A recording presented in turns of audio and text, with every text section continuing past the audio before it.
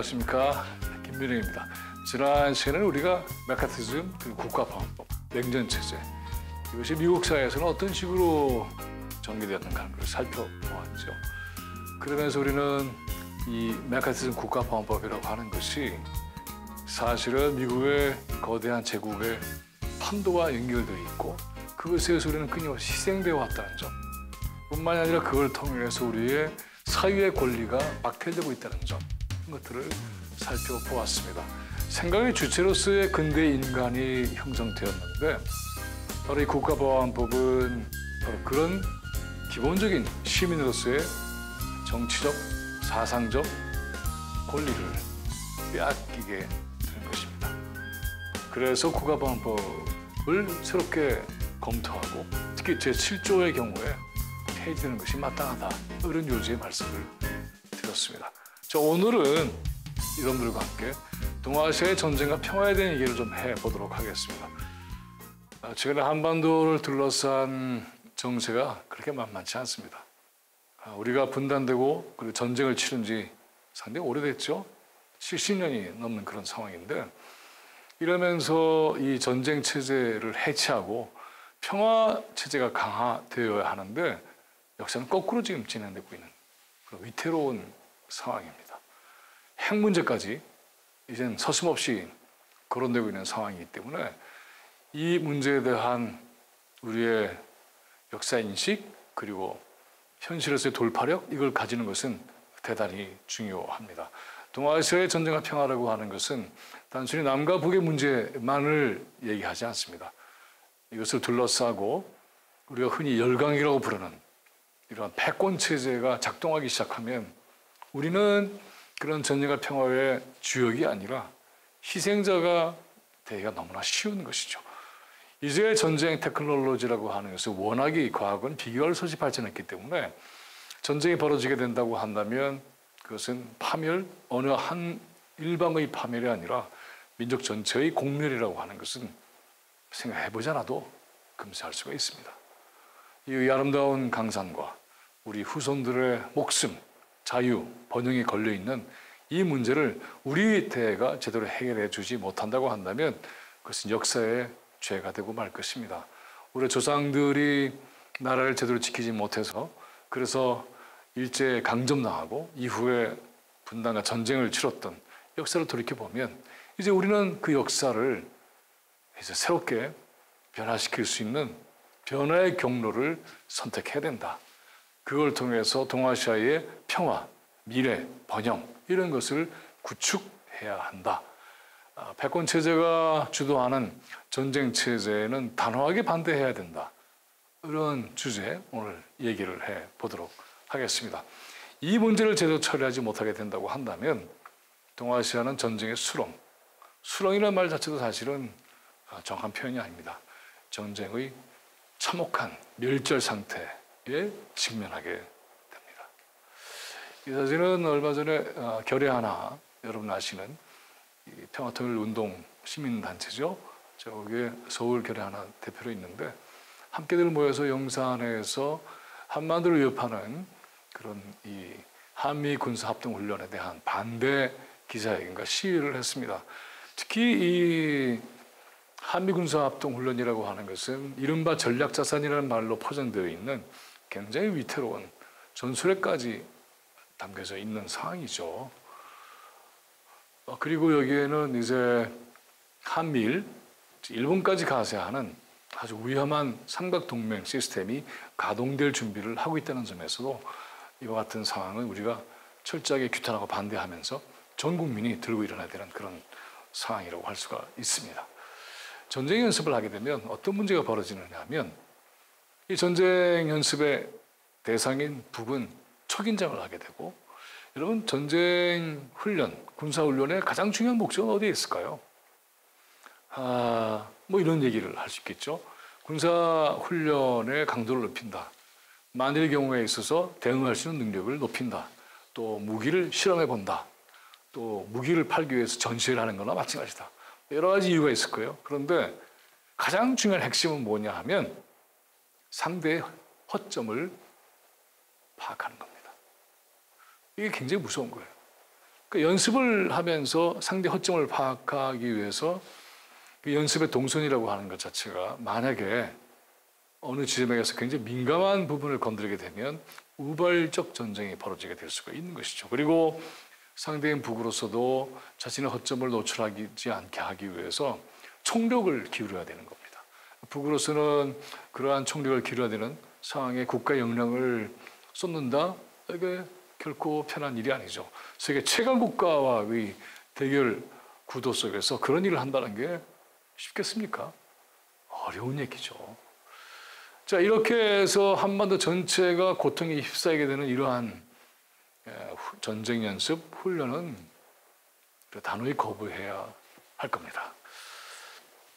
지난 시간에도 얘기를 했지만 미국의 이후에 패권 체제가 점점 발전을 해서 냉전 체제로 굳건하게 굳어졌고 이러는 가운데에 냉전이 해체되는 과정에서 유일한 최강 국가가 된 것 같지만은 그러나 이 과정에서 중국의 부상 이런 걸로 해서 아시아 태평양 지역에 새로운 형태의 긴장 상태가 만들어졌습니다. 이 새로운 형태의 긴장 상태라고 하는 것은 패권 체제의 재편성에 대한 여러 가지 군사적 격돌을 예견할 수가 있는 것이죠. 초강 패권 체제 안에의 모순과 대립은 필연적으로 그 안에서 그러한 동력에 지배받고 있는 나라를 희생시킬 가능성이 매우 높게 됩니다. 동아시아에서 누굽니까? 바로 우리 아니겠습니까? 이 땅이 전쟁터가 되는 것이죠. 이 땅이 전쟁터가 된 역사의 경험은 엄전했던 겁니다. 다시는 그런 일이 되풀이될 수가 없습니다. 요새 이제 미중 간의 갈등이라는 얘기를 많이 하는데 이것은 사실 온당한 표현이 아닙니다. 중국의 성장에 대해서 미국이 적극적으로 도발하고 견제하는 것이죠. 그러니까 결국은 어떻게 보면은 미중 갈등이라고 하는 것은 서로가 서로를 배척하면서 일어나는 그런 사건이라고 할 수가 있는데 중국이 미국을 도발하나요? 적극적으로 군사적인 행위를 하나요? 그렇지 않죠. 미국의 일방적 도발이라고 할 수밖에 없습니다. 그리고 현재 우리와 미국의 관계라고 하는 것은 바로 이러한 중국을 포위하기 위해서 미국의 적극적 도발 체제에 우리를 끌어들이고 있다라고 하는 것을 명확하게 인식할 필요가 있습니다. 이런 상황이 되게 된다고 한다면 경제적으로도 그렇고요. 군사적으로도 그렇고 한반도의 상황은 위기 상황이 될 수밖에 없습니다. 이와 같은 도발 체제 안에 우리가 끌려들어가고 말 것인가 아니면은 평화를 도모하는 방식으로 이 상황에 변화를 줄 것인가 이와 같은 일방적 경로에 제동을 걸고 그리고는 동아시아의 평화를 가져올 수 있는 방법은 무엇인가 하는 것을 우리는 고민해야 합니다. 이 땅이 패권 체제의 갈등이 폭발하는 유럽의 발칸반도 같은 그런 상태가 돼서는 결단코 안 되겠죠. 흔히 이제 새로운 냉전, 뉴 콜드워라는 말을 쓰고 있는데 뉴 콜드워라는 말은 적절치 않습니다. 이건 뭐냐 하면 이 뉴 콜드워라는 말로서는 현재의 상황을 명확하게 인식하기가 어렵기 때문이죠. 콜드워 냉전이라는 얘기 지난 시간에 잠깐 보면서 여러 설명을 들었습니다만은 이 콜드워의 본질이라고 하는 것은 일종의 포위 전략이죠. 그런 점에서는 이제 이와 같은 얘기가 맞습니다만은 이 콜드워라는 말은요 사실은 기만적인 말이에요. 왜 그러냐 하면 냉전 시기에도 냉전 체제라는 말을 우리가 쓰고 있기는 하지만 실제로 미국과 소련 사이에 전쟁이 일어나지는 않았어요. 그래서 콜드워죠. 패권 국가 내에서는 콜드워예요. 그런데 그 사이사이에 열전이 벌어졌어요. 베트남 전쟁, 그 전에 한국 전쟁, 그리고 중동에서의 전쟁, 남미에서의 전쟁. 그러니까는 패권 체제를 유지한 쪽은 콜드워라는 말로서 자신들의 여유를 누릴 수 있었을지는 모르겠지만 그러나 그렇지 않은 지역에서는 이들의 콜드워 밑에서는 희생당하는 열전이 벌어졌다는 사실을 우리는 똑똑히 기억할 필요가 있습니다. 최근에 우리 상황에서 하나 이제 중요하게 주목되고 논의가 되는 문제가 있습니다. 북이 이제 핵무장에 대한 법제화를 밝혔죠. 국내 언론은 이렇게 얘기합니다. 북한이 핵무장 그리고 핵무기 사용에 문턱을 낮췄다. 과연 그런가요? 그래서 굉장히 위험하다. 근데 여러분 이렇게 되는 과정을 이해할 필요가 있고요. 이 핵무장 법제의 내용을 잘 들여다볼 필요가 있습니다. 오늘 이제 그것을 중요한 주제로 삼고 있지는 않기 때문에 기회가 되면은 이 북한의 핵무장 법제에 대한 내용을 좀 검토를 해보기로 하겠는데요. 우선 간단하게 말씀드리고 싶은 것은 뭐냐 하면 이 핵무장 체제를 통해서 북의 국가적 안전을 치명적으로 위협하게 된다고 한다면 거기에 단호하게 대처하는 방식으로 핵무장 체제를 가동시키겠다는 전제가 있습니다. 즉 달리 얘기하자면은 다른 나라가 북을 겨냥해서 침략 전쟁을 벌이지 않는 한 이 시스템은 가동하지 않는다라고 하는 것입니다. 또 하나는 이 핵무장 법제화라고 하는 것은 핵무기가 워낙에 위험한 시스템이기 때문에 그것을 안정적으로 관리하는 내용이 담겨져 있어요. 즉 그러니까는 어떤 자의적 발동을 막아내는 안전장치를 확보했다라고 하는 것을 전 세계에게 얘기하고 있는 겁니다. 또 하나 중요한 것은 이 핵무장 법제화에서는 이른바 핵 전파, 확산 이건 금지한다. 북한이 핵무기와 관련한 기술이나 정보나 이것을 다른 나라에 넘길 일은 전혀 없다. 그렇게 얘기를 한 겁니다.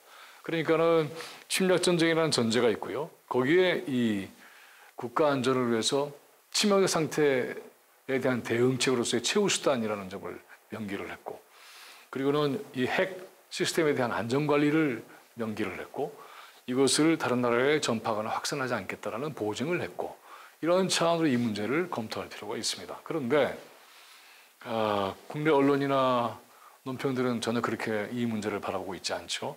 그래서 나오는 얘기가 이겁니다. 핵우산. 참 무서운 거예요.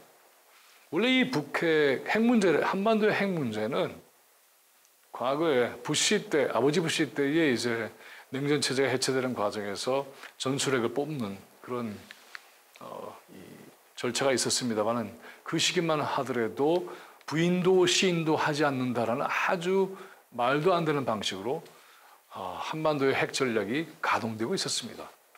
우리 안에 핵이 있었던 것이죠.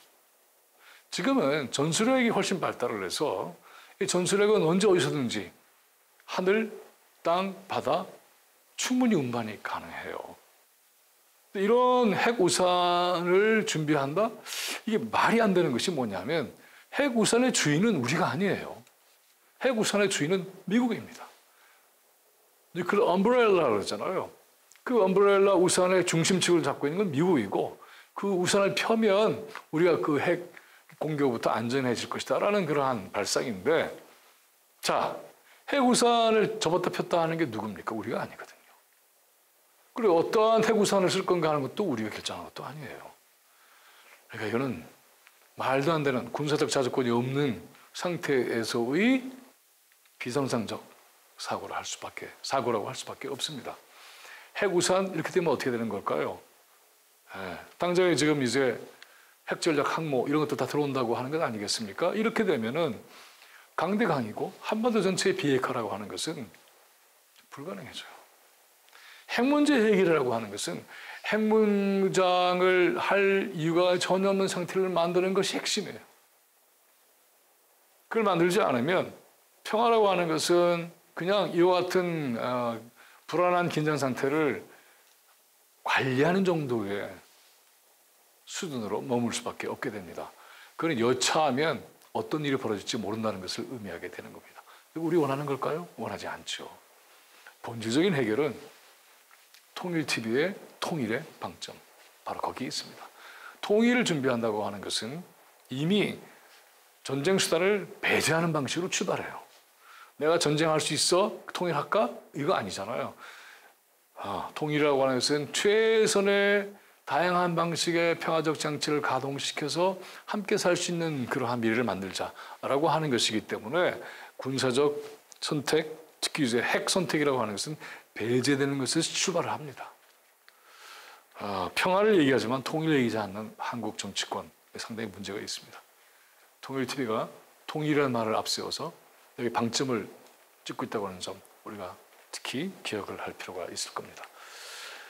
자, 2022년 한미정상회담 전반기에 있었죠. 이 한미정상회담의 내용을 우리가 잘 좀 들여다볼 필요가 있습니다. 왜냐하면 이 바이든과 우리의 이루어졌던 정상회담의 내용이 상당히 심각하기 때문에 그래요. 회담의 내용을 자세히 분석할 필요가 있습니다. 협정문을 보면 이게 이제 한글도 있지만 국제적으로 통용되는 건 영문이기 때문에 영문의 내용을 잘 살펴볼 필요가 있어요. 여기 보면은 바이든이 어떻게 했느냐 하면 확정했다. affirmed라고 되어 있죠. 뭘 확정했느냐 하면 extended, 확장된 그런 억제력, deterrence, commitment를 한국에게 확장 억제력을 한국의 보호를 위해서 사용을 하겠는데 그때 뭘 하느냐 하면 using the full range, 모든 범위의 것을 활용하겠다는 거예요. US defense capabilities, 미국의 방위력 전체를 동원하겠다는 건데 이 defense라는 말은 사실은 기만적입니다. 미국은 공격용 무기도 defense란 말로 쓰고 있기 때문에 그렇죠. 근데 뭘 포함하느냐 하면 including nuclear, conventional and missile defense capabilities. 참 무섭잖아요. nuclear, 이미 미국은 우리가 핵국산이라는 말을 윤석열의 입에서 듣기 전에 이미 했어요. nuclear, 핵까지도 동원하겠다고 얘기를 했어요. 자, 이렇게 해놓은 얘기는 문제 삼지 않고 북이 핵무장 법제를 했다는 것만 문제 삼아요. 여러분 어떻게 생각하십니까? 핵무기 체제를 가동시키겠다라고 하는 것이 여기에서 이미 나와 있어요. 이 논법과 북의 핵무장 체제를 대비할 때 선후의 관계를 어떻게 우리가 생각해야 되죠? 북의 핵무장 체제는 분명히 존재해요. 근데 여기서 법제화한 것에 이전에 이미 미국은 그것을 확장된 extended deterrence, 억제력으로서 포함시킨 그런 내용이 여기 담겨져 있습니다. 그리고 이것을 이제 extended, 확장한 deterrence strategy, 억제 전략과 이 consultation group 합의해서 이 문제를 풀겠다고 하는 건데 미국과 무슨 합의 뭐 이런 게 돼요? 위기 질서가 있는데 미국의 패권 전략에 의해서 움직여지는 거라 시스템이 가동되는 것이죠. 또 하나는 보면은 wartime operational control, 이 전시작전권이죠. 이 전시작전권에 대한 이양 문제는 conditions based라고 되어 있어요. 조건에 따라서. 여기 참 기가 막히잖아요. 군사작전권이라고 하는 것은 전시가 핵심이에요. 근데 전시의 전권이 미국의 손에 있는데 우리에게 자주권이 없는 것이죠. 그런데 그것을 넘기는 것도 조건부입니다. 어떻게 해야 되는 것이죠? 국내에서 그 얘기하죠. 미국과 같은 거대한 이 정보 체계를 충분히 갖고 있지 않은 상황에서는 어렵다. 어느 세월에. 영원히 못한다는 얘기죠. 그게 됩니까? 전 세계를 지배하는 군사 시스템과 정보 시스템을 가지고 있는 미국과 유사한 수준으로 갈 수 있다는 건 애초부터 어려운 일이고 거기에 우리가 힘을 쏟을 이유도 없는 것이고요. 그래서 expand, 확장하겠다는 건데 그게 뭐냐, scope and scale of combined military exercise. 군사훈련을 더 크게 하겠다는 거예요. 그 규모를. training, 그리고 on and around the Korean Peninsula. 이게 정말 무서운 겁니다. 뭘 쓰냐면 deploy, 배치하는 거죠. strategic US military asset, 이른바 미국의 전략 자산이라고 하는 것인데 이 전략 자산이라는 말 자체로 포장된 게 바로 전술핵까지를 포함하는 것입니다. 애초에 큰 단위로 이미 nuclear라는 말을 썼잖아요. 그러니까 핵무기를 동원할 수 있는 시스템 전체를 일종의 deterrence, 억제 전략이라는 말로 표현을 하고 있고 이것을 배치하는 것까지 포함해서 하는데 문제는 어디에 있느냐면 이것을 on and around라고 되어 있어요. 이게 무슨 겁니다. 한반도와 한반도 인근 지역까지를 포함해요. 한국과 미국의 군사 동맹 협약이라고 하는 것은 기본적으로 남북에만 제한되어 있는 거예요. 그런데 남북으로만 제한되어 있는 것을 around라는 말로 하게 된다면 뭐죠? 이 활동 범위가 확장되는 거예요. 이 활동 범위가 확장되는 around라고 하는 이 말이 너무나 무서운 겁니다. 그러니까 어떤 얘기가 나오고 있습니까? 중국과 대만에 있어서의 군사적 갈등이나 충돌이 벌어지게 될 경우에는 한국군이 거기에 개입할 수 있다는 말을 흘리고 있잖아요. 우리가 왜 거기에 가서 그걸 해요? 중국하고 전쟁을 하겠다는 겁니까? 이렇게 얘기하는 것은 기본적으로 한미 군사 동맹 체제를 위반하는 거예요. 근데 국내 어떤 언론도 이 문제를 제기하고 있지 않습니다. 정치인들도 문제를 제기하고 있지 않아요. 어라운드라고 하는 것의 범위는 구체적으로 뭐냐고 따져야죠. 근데 그것조차 따지고 있지 않아요. 우리의 목숨이 걸린 일인데 왜 안 따지죠? 이렇게 확대된 군사 활동이라고 하는 것을 심각하게 받아들이지 않으면 우리도 모르는 사이에 군사적 결정이 이루어지고 그에 따라서 우리의 생명과 미래가 멸절될 수 있는 가능성을 안고 시한폭탄처럼 그걸 껴안고 살아가는 그런 신세가 된다는 것을 우리는 명확하게 할 필요가 있습니다. 이 판문점선언은 다 기억하실 거예요. 이게 어떻게 되어 있습니까? 판문점선언 보면은 군사적 긴장 상태를 완화하는데 일체의 적대행위를 전면 중지한다. 9.19 군사 합의도 어떻게 되어 있습니까? 하늘, 땅, 바다 어디서도 이런 거 하지 말자. 근데 이게 지켜졌습니까? 지켜지지 않았죠. 통상적인 훈련이라고 하면서 한미 군사 대규모 전쟁 훈련은 더 확대되고 있는 상황 아니겠어요? 그러니까 만약에 여러분 북의 입장에서 생각해 볼 땐 이거 어떻게 보일까요? 합의했어. 안 지켜. 근데 미국하고 한미가 또 확장해서 뭔가를 하겠대요. 전략자산 동원이라는 체제 속에서 핵까지 포함해서 얘기를 하고 있습니다. 그러면 어떻게 해야 되죠? 저쪽은 저쪽대로 대비해야 되는 것이죠.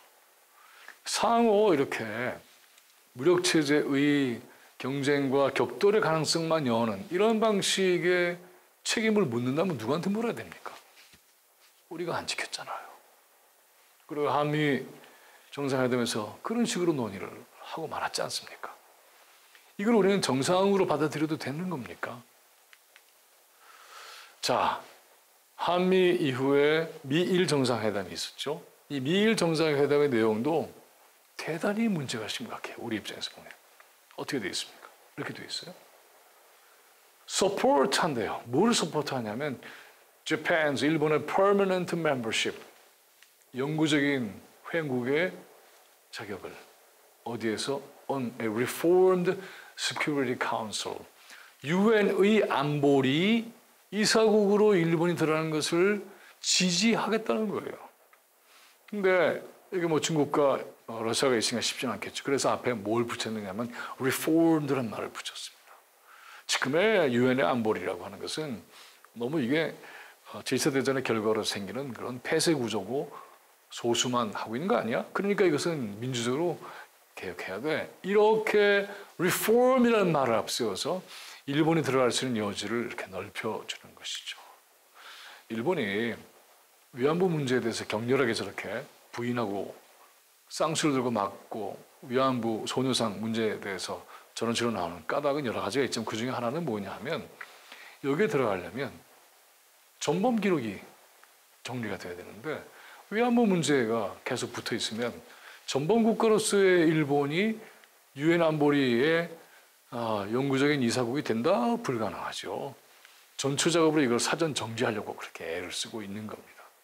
그래서 이 문제는 우리가 명확하게 파악하고 딱 포착을 해서 일본과의 관계를 정리해내야 합니다.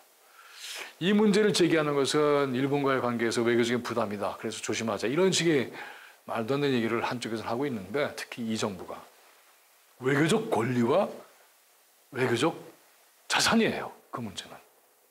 일본을 강하게 압박할 수 있는 굉장히 중요한 외교적 권리인데 그걸 그냥 공중 분해시키겠다는 거 아닙니까? 말이 안 되는 거죠. 또 이렇게 얘기하고 있습니다. 뭘 강조해? Stressed the critical importance, close ties and cooperation among 즉 아주 매우 중요한 작업을 해야 되는데 그게 뭐냐면 보다 가까운 연대 관계를 가져야 된다. 협력을 해야 된다. 어디? Japan, United States and ROK 우리 아닙니까? 그리고 이것을 이제 앞에 내세우고 싶은데 문제가 될 것 같은 뒤로 살짝 뺐어요. Including security ties. 군사 동맹 체제까지를 거론하고 있습니다. 이런 시스템을 가동하기 위해서는 동아시아에서 미국, 일본, 우리의 관계가 돈독해져야 될 텐데 그 관계가 돈독해지는 그런 내용에는 뭐까지 포함하고 있느냐면 security, 이 군사 동맹 체제를 의미하는 것이거든요. security ties, 결속. 그러니까 한미일 군사 동맹 체제를 공식화시킨 거예요. 우리 문제 삼아야 되잖아요. 크게 얘기하고 떠들어야 되잖아요. 안 하고 있습니다.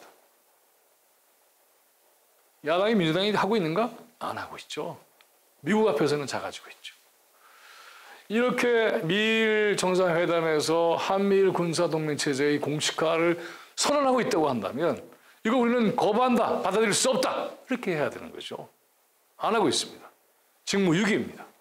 그리고는 condemned North Korea's advancing nuclear and missile, 미국은 북한의 핵 무력을 이제 규탄하고 있는 것이죠.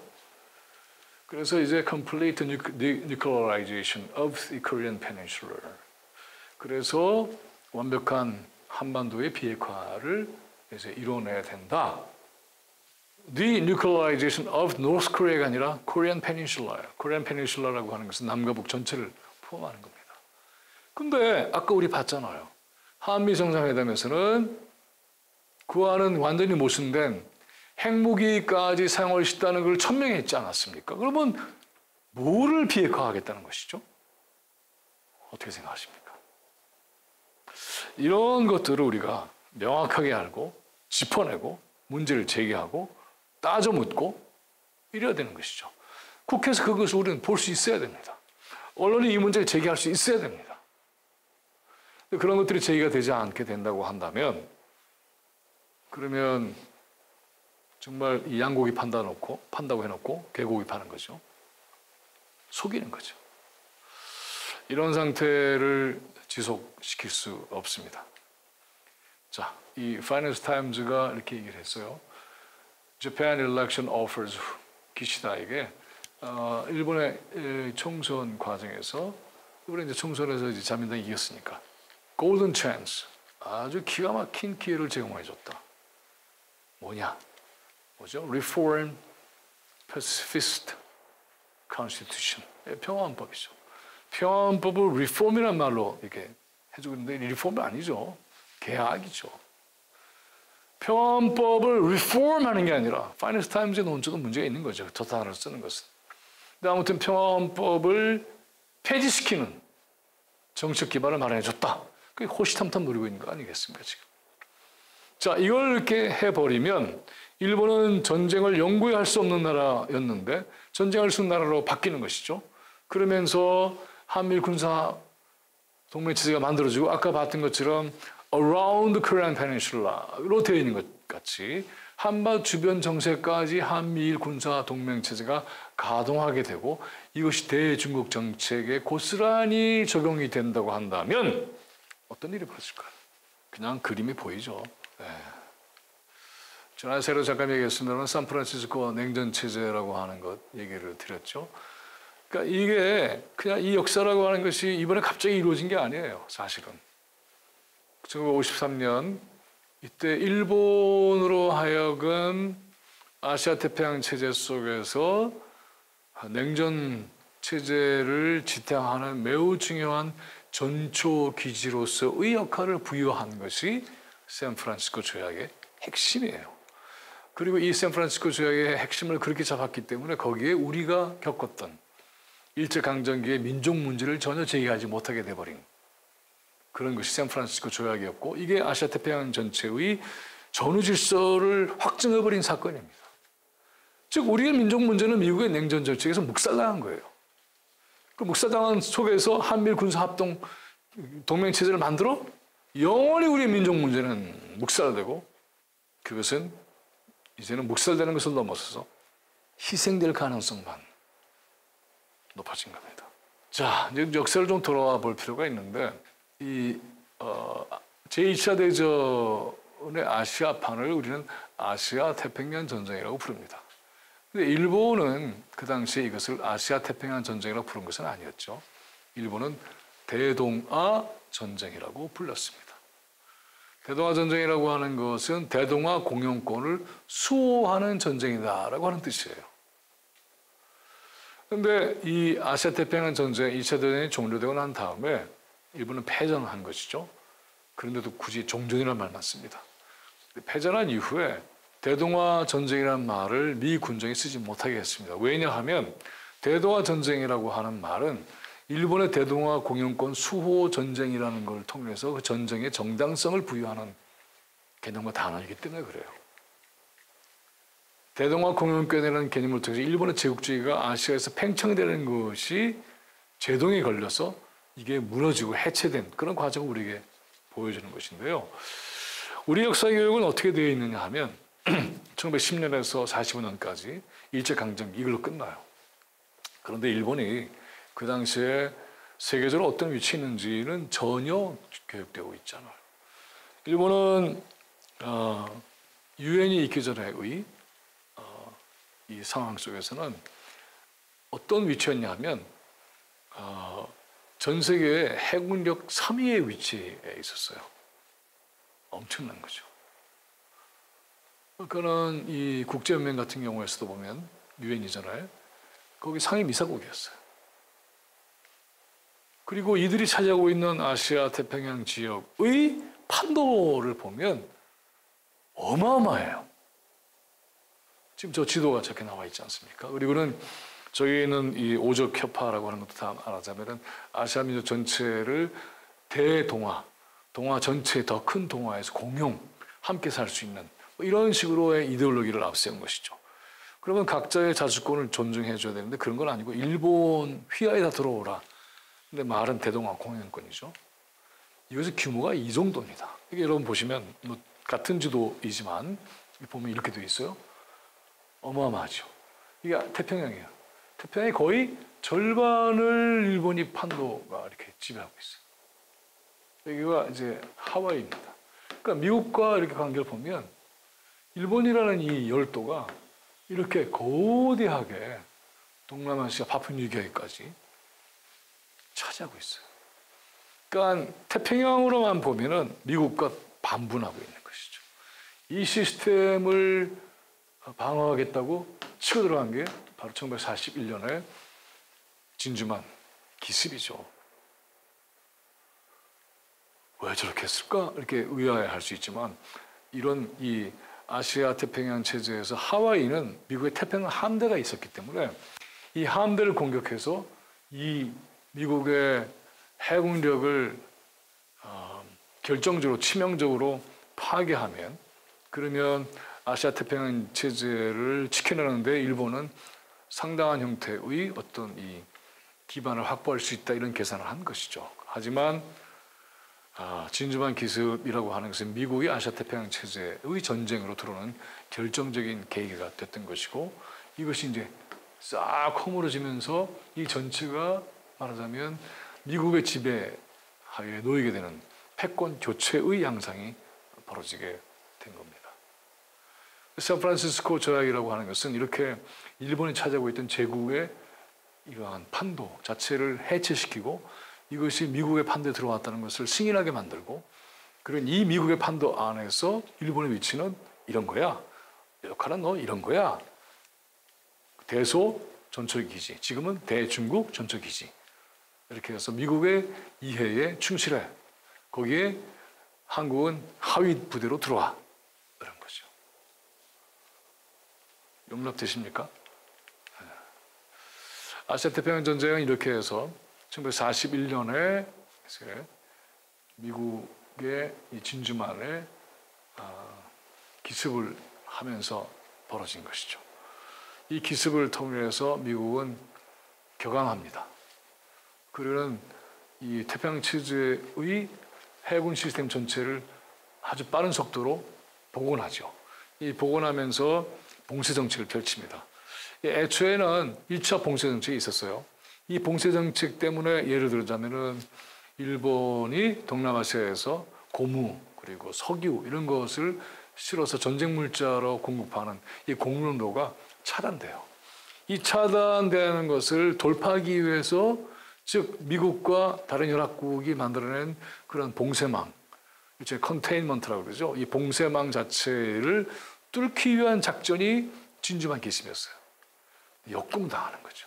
그러면서 41년에서 45년에 긴 전쟁이 시작되는데 더 길게 보면 1930년에 일본이 중일전쟁을 벌였던 이 사실을 기억해 보자면 15년 전쟁인 것이죠. 정말 30년부터 45년까지 아주 긴 전쟁이었고 이 특히 1930년부터 45년까지의 상황 속에서 우리 민족은 정말 엄청난 고강도의 착취를 당하게 됩니다. 그리고 아시아태평양 전쟁이 가열차게 진행되면서 특히 이 40년대에 당시에 식민지였던 조선에서의 많은 지식인들이 전향하기 시작해요. 이거 뭐 일본이 뭐 너무나 강해서 이제 해방될 가능성 별로 없구나. 그리고 미국하고 싸워? 야. 그리고 미국과의 관계도 영미 귀축이라고 해서 미영 귀축해서 일본이 미국과 영국, 앵글로색슨을 적으로 삼고 그리고 아시아인들의 평화와 아시아인들의 미래를 아시아인이 지키자 이런 선전을 하게 되는 것이죠. 그래서 이것이 대동아 전쟁이라고 대동아 공영권을 지키기 위한 대동아 전쟁이라고 하는 것이고 이 대동아 전쟁에 이제 조선 사람들까지 다 그래서 강제 노역 그리고 강제 동원 그리고 바로 이 일본 군대에 끌고 나가는 이런 상황들이 벌어지죠. 학도병이 바로 그 과정에서 만들어진 조선 사람들의 운명이었습니다. 근데 좀 더 보면 텐진 조약까지 더 거슬러 올라가게 돼요. 이게 출병. 여러분 이제 보면 이 아시아 태평양 체제라고 하는 것 속에서 대동아 공영권이라고 일본이 불렀던 것은 일본의 판도가 아시아를 지배하는 시스템이었는데 그 전에는 중국이 지배했잖아요. 이 중국의 지배 체제를 허물뜨린 결정적 사건이 청일전쟁이었죠. 우리 내부의 청일전쟁에 대한 연구는 그렇게 크게 진척되어 있지 않아요. 근데 청일전쟁에 대한 연구는 굉장히 중요합니다. 이 청일전쟁을 통해서 이 조선이 일본의 판도에 들어가는 입구가 열린 거죠. 근데 그 전에 이제 이 1894년이 청일전쟁이었는데 10년 전에 동학 이때 이제 일본이 중국과 함께 문제가 있을 때는 한반도에 조선반도에 출병할 수 있다는 근거를 해서 청일전쟁이 벌어지는 건데 이 청일전쟁에 있어서 이 책은 꼭 좀 소개해드리고 싶은데요. 이분은 이제 후지무라 미치오라는 사람이 쓴 책인데 아주 작은 책이에요. 번역되어 있는 책인데요. 이 책 굉장히 좋은 책입니다. 청일전쟁에 대해서 대단히 진보적으로 썼고요. 이 청일전쟁의 성격을 파악할 때 이런 식으로 얘기를 합니다.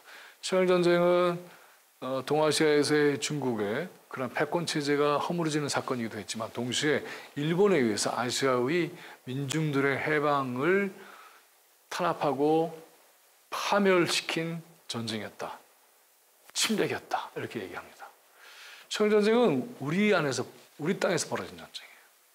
특히 청일전쟁은 1894년에 이 동학, 그러니까 이모군란 갑신정변 이후에 벌어진 이런 전개 과정에서 이 동시 출병을 요구했고 일본의 거류민, 일본의 공간을 지키기 위해서 그리고 이제 동학 농민 전쟁이 일어나니까는 그걸 계기로 해서 들어온 거죠.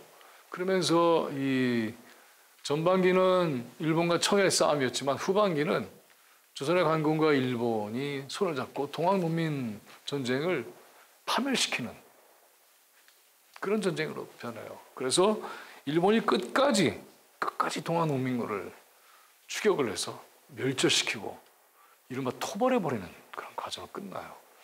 그래서 후지무라 미치오는 청일전쟁이라고 하는 것은 그 당시 일본의 제국의 판도 이런 것에 저항했던 그러한 민족 해방을 위한 이런 모든 운동과 역량을 파괴한 침략적인 성격을 가지고 있다. 이렇게 규정을 합니다. 그러면서 이 힘이 이렇게 멸절되는 과정에서 일본의 지배가 가능할 수 있도록 만들어진 그런 과정이 전개 과정이 펼쳐지는 것이죠. 자, 이렇게 되니까는 이 청일전쟁 이후로 이거 뭐야? 단순히 청일전쟁은 일본과 중국의 전쟁으로 끝나는 것이 아니라 주변 열강들이 아편전쟁 이후에 중국에 이렇게 막 들어갔던 세력들이 야, 이거 뭐 아무것도 아니네. 일본한테도 졌어? 이제 끝났잖아. 그러면 중국을 다 너나 먹어야지. 이렇게 해서 중국이 열강에 의해서 분열되는 분할 지배당하는 그런 시작이기도 했습니다. 하지만 이 청일전쟁은 이른바 일본에서는 삼국 간섭이라고 얘기를 하죠. 간섭이라는 말은 일본의 입장이고요. 우리는 개입이라는 말을 써야 됩니다. 러시아가 프랑스, 독일을 끌고 와서 그래서 청일전쟁의 성과물, 성과물이라기보다도 일종의 말하자면 전쟁으로 해서 얻어낸 그러한 지역을 자기들이 갖겠다고 하는 것이죠. 그래서 이게 이제 요순, 대련 이런 지역들이 러시아에게 넘어가고 그리고는 독일이 칭다오, 청도, 칭다오 맥주가 바로 이 삼국 개입에 의해서 칭다오, 청도 지역을 독일이 조차하면서 거기에 맥주 공장을 세웠기 때문에 생일한 사건이라는 것. 칭다오 맥주를 드실 때마다 청일전쟁을 생각하시기 바랍니다. 아무튼 그렇게 해서 이 일본은 난리가 났어요. 러시아가 주도해서 청일전쟁의 성과를 모조리 다 날려버렸다. 어떻게 할 건가? 그래서 러시아에 대한 보복전을 준비합니다. 근데 러시아하고 일본이 싸워서 단독으로 싸워서 이긴다? 이 택도 없죠. 그 전에 이제 이 청일전쟁을 통해서 일본은 배운 게 있습니다. 전쟁만 잘해갖고는 안 되겠구나. 외교적 기반을 튼튼하게 해야 되겠구나. 그래서 영국과 일본 사이에 비밀동맹이 만들어지고요. 그리고는 영국과 일본을 통해서 전쟁 자금이 들어와요. 그리고 그 사이에 일본은 거대한 해군 체제를 만들어냅니다. 그리고 일본은 이 발틱 함대를 격파해버리죠. 근데 발틱 함대는 이게 그냥 온 게 아니고요. 지구 전체를 돌고 돌아서 긴 여행을 통해서 온 지쳐버린 해군력이에요. 그걸 격파를 하지만 그러나 일본의 물자는 장기전을 대비할 수가 없기 때문에 그래서 이것을 빨리 끝냈어야 돼요. 그래서 미국이 개입을 해서 그래서 포츠머드 회담을 통해서 이 전쟁을 수습합니다. 그러는 과정을 통해서 이제 조선반도는 일본의 패권 지배 지역으로 전락하게 되는 것이죠. 여기 영국도 승인해주고 미국도 승인해 주는 것이죠. 자, 이래서 보면은 이제 조선반도에 대해서 처음 세력을 몰아내고 러시아도 몰아내고 그리고는 동무대가 된 거죠. 일본에. 게다가 영국과 미국은 러시아를 견제하기 위해서 일본을 지원하고. 자, 이렇게 되니까는 어떻게 되겠습니까? 이러면서 이 조선에 대한 외교권 이런 것들이 착착 진행이 되고 마침내 1910년에 일본의 식민지가 되어버리는 겁니다. 이런 과정을 다 알고 있어요. 그리고는 만주사변 그리고 중일전쟁 이렇게 이어집니다. 이건 뭘 뜻하느냐 하면 이렇게 해서 확보한 조선이라고 하는 것은 일본에 의해서는 식민지 착취의 대상이 되지만 일본의 대륙 정책의 차원에서 보면은 병참기지화되는 거예요. 그러니까 만주 그리고 대중국 전쟁이라고 하는 것은 일본의 조선 지배가 없으면 불가능한 전쟁이었습니다.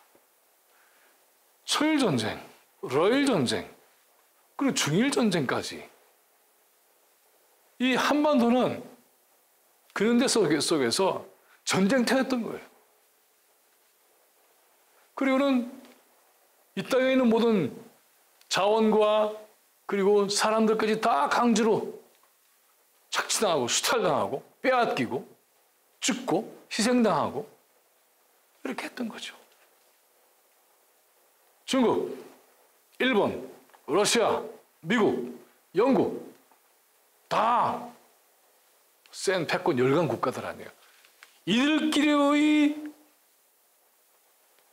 전쟁과 담합과 이런 과정을 통해서 우리는 우리의 운명을 스스로 지켜내지 못한 상태에서 이 땅이 전란에 휩싸이게 되고 희생을 겪었던 겁니다. 이게 동아시아 근현대 속에서 우리가 깨달아야 할 그런 상황입니다.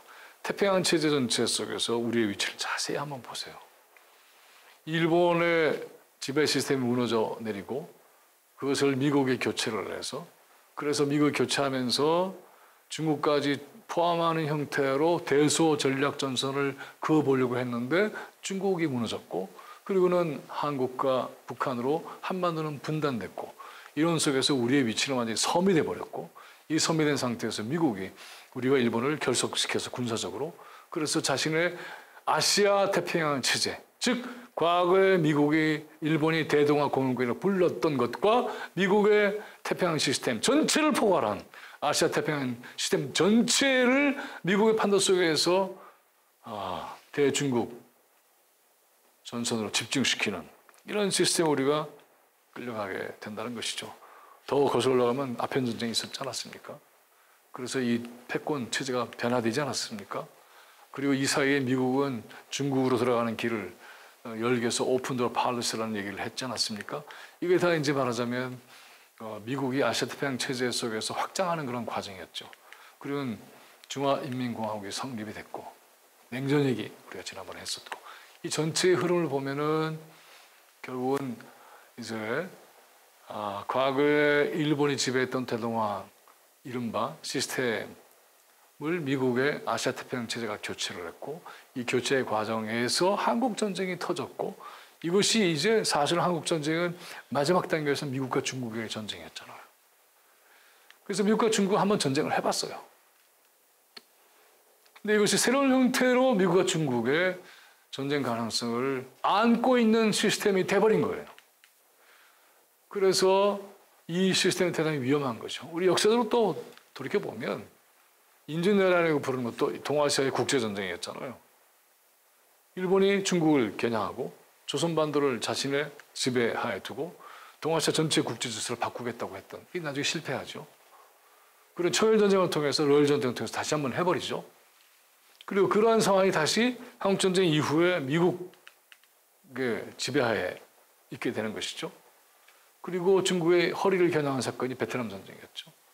그리고 정상을 해서 뭔가 이제는 괜찮아지려나 했는데 그 사이에 중국의 급속한 성장이 이 상황 전체를 바꾸어 버리게 됩니다. 그리고 미국은 아시아 태평양 체제만이 아니라 인도까지 포함한 인도 태평양 체제 전체로 중국에 대한 포위 전략을 만들어내고 있는 것이죠. 인도가 뭐 쉽게 그렇게 끌려가고 있지는 않은 것 같아요. 이런 상황에 우리가 놓여 있습니다. 여러분 이거 아세요? 일본은 1960년대까지 아주 격동하는 사회였어요. 일본의 진보 세력은 상당한 수준이었습니다. 일본의 진보 지식인 사회도 상당히 수준도 높았고요. 특히 60년대의 미일 안보 방위 조약에 대한 일본 사회의 또 청년 학생들의 반발과 반대 운동은 거셌습니다. 그래서 미국의 이와 같은 패권 체제 안에 일본이 정체될 수 없다라고 하는 단호한 움직임들이 있었던 것이죠. 이것이 결국 이제 꺾이게 돼요. 아쉽게도. 전공투 같은 것이 있었고요. 그래서 이 일본의 극우가 이때부터 탄생하는 시작입니다. 미시마 유교 다 아실 거예요. 이러면서 이 안보 투쟁이 좌절되고 그 좌절된 속에서 일본의 극우 세력들의 정치적 공간이 넓어지고 그러면서 오늘까지 이루어지는 이러한 일본의 이 자민당 우파 강경 세력들이 집권하고 있는 겁니다. 이들은 이제 하나의 숙제만 남았습니다. 이번 평화 헌법 구조 제가 말씀드렸죠. 이것은 이제 일체의 무력 행사를 국제 분쟁을 해결하는 수단으로서 영구히 포기한다 이렇게 되어 있어요. 영구히. 그런데 이 바로 일본의 평화헌법 구조를 이제는 좀 변경시킬 때가 되지 않느냐고 미국이 이제 부추기고 있는 것이죠. 미국이 만들어낸 거거든요. 일본을 전쟁국가화하는 것을 막기 위해서 한 것인데 자신들의 필요에 의해서 이 빗장을 풀겠다는 겁니다. 일본 시민사회가 이것을 그대로 순천하게 받아들이고 있지 않습니다. 그런 차원에서 이제 우리가 일본의 시민 평화운동과 손을 잡을 필요가 있는 것이죠. 일본에는 일본 극우 세력만 있는 것이 아니라 이렇게 평화헌법을 지켜내려고 하는 평화적인 세계를 평화의 세계를 바라는 일본의 시민들이 있습니다. 이들과 손을 잡고 함께하는 일 또한 우리에게는 굉장히 중요한 과제라고 할 수가 있습니다. 평화헌법 구조가 만약에 일본 사회에서 이와 같은 미국의 패권 체제의 주도, 일본의 구호 세력들의 움직임, 또 자민당의 주도 이런 걸로 해서 버무려지게 된다고 한다면 그 피해는 당장 우리가 입게 됩니다. 그리고 일본의 자위대는 일본 군대가 돼서 일본 군대와 그리고 한국 군대가 함께 군사 합동 훈련을 하기 시작하게 된다고 한다면 그 총구는 누구를 겨냥할 것인가? 한반도의 운명은 어떻게 될 것인가? 군사작전이라고 하는 것, 군사체제의 어떤 체제화라고 하는 것은 한번 이루어지면 한동안 한참 불가역적이 돼버려요. 이걸 거꾸로 돌리기가 굉장히 어려워집니다. 왜? 거기에 기득권이 있기 때문에. 이런 상태가 된다고 한다면 평화, 통일 이런 거 참 요원해지는 것이죠. 이런 움직임들을 그때그때마다 제동을 걸고 그때그때마다 국민들이 알게 해야 되고 그때그때마다 운동으로서 이것을 확산시켜서 평화를 지켜내는 그런 운동이 너무나 필요합니다. 한미일 뭉친다는 거죠. 엄청난 첨단 무기가 작동을 하게 되는 세상입니다. 동아시아는 그렇게 해서 거대한 패권 체제가 자기들이 필요한 말을 놓는 체스판이 되는 것이고 그리고 우리는 그 말이 돼버리는 것이죠. 오징어 게임의 장면에서 보면은 그런 대목이 나오죠. 나는 말이 아니고 인간이야. 그런 것처럼. 우리는 패권 국가가 자기들 마음대로 장기판에 놓는 말이 아닙니다. 우리는 존엄한 인간이고 존엄한 민족입니다. 남과 북 사이에서 바로 이와 같은 평화를 지켜내려는 그러한 노력들이 통일 방안을 통해서 구축될 필요가 있습니다. 어느새 우리 사회에서는 통일이라는 말이 소멸되어 버렸어요. 그런 정치권도 통일이라는 말을 쓰지 않습니다. 돌아가신 김대중 대통령이 통일 방안까지 내놨던 그런 역사가 사라져 버린 것이죠. 연방제라고 하는 발상은 놀라운 겁니다. 연방제 논란, 정치적인 논의와 여기에 대한 정치 철학적 이 축척은 미국이 가지고 있어요. 미국이 거대한 연방체제를 구축하는데 이게 보통 일이 아니었거든요. 연방체제를 통해서 각 지역이 자신의 자주성을 일정하게 유지하면서 전체의 안전을 도모하는 방법, 이게 연방제죠. 단계적으로는 그런 연방제를 거쳐야 될 겁니다. 전국적으로는 하나가 되는 과정이겠죠. 세월이 필요할 겁니다. 그런 논의조차 하지 못하고 있다고 한다면 우리는 영원히 둘러나앉아서 살아야 되는 세상이 되는 것이고 그래서 가장 이웃하고 있는 같은 민족끼리 총칼을 들이대는 상황을 추석할 수밖에 없습니다. 이건 우리 민족을 멸절시키는 그런 과정이 될 뿐입니다. 그리고 다른 나라 외세, 패권, 열강에 의해서 우리 민족 전체의 목숨이 거대한 체스판 위에 놓이는 말로 전락하게 되는 것이죠. 이제 이러한 위기를 막고 새로운 평화와 통일의 길로 나서야 할 것입니다. 남과 북의 문제만이 아니라 동아시아 전체의 근현대사의 역사를 꿰뚫어 보면서 이 땅이 다시는 열강이 주도하는 전쟁터로 참화가 반복되지 않도록 해야 될 겁니다. 그래서 우리는 이것을 막아내야 돼요. 이 지난번에 광복절 기념사에서 보면은 기가 막히지 않았습니까? 우리 식민지 체제의 과거를 일본의 정책 지배로부터 벗어나려고 하는 것이었다. 이게 말이 안 되는 얘기를 한 것이죠. 정권 교체하는 거 아니잖아요. 정책 지배로 끝난 게 아니지 않습니까? 이런 인식을 갖고 있는 그러한 정부. 이 상황 속에서 우리는 어떤 통일의 길, 평화의 길을 뚫고 나갈 것인가 생각해 봐야 할 것입니다. 한반도를 둘러싸고 있는 패권 열강 체제, 여기에 반전 평화운동과 통일운동이 요구되는 까닭이 절실하게 있는 것입니다. 우리의 미래를 지켜내고 싶으십니까? 우리의 후손들의 안전을 지켜내고 싶으십니까? 지금 당장 반전 평화운동과 통일운동에 함께 나섭시다. 이것만이 우리의 목숨과 희망을 지킬 수 있는 유일한 길이라고 저는 생각합니다. 이때까지 4강 함께해 주셔서 감사드립니다. 고맙습니다.